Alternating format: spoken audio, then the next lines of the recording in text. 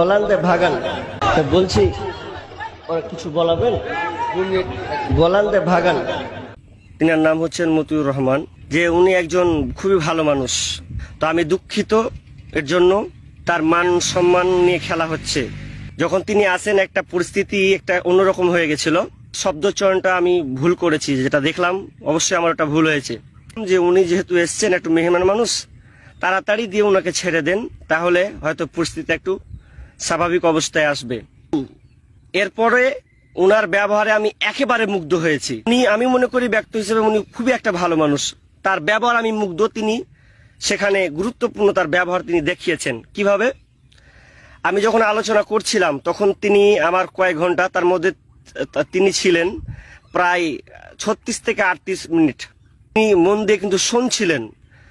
কি হয়, অন্যান্য নেতারা আসলে কি হয়, কিছু কথা ভালো মন্দ, মিথ্যা ভালো, যা ভালো মন্দ কথা বলে ওখান থেকে চলে যায়।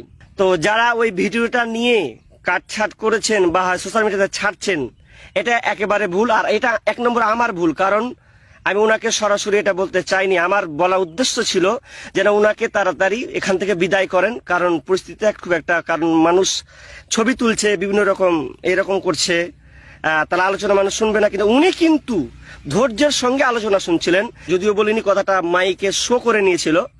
এই জন্য আমি খুবই দুঃখ ভারাক্রান্ত।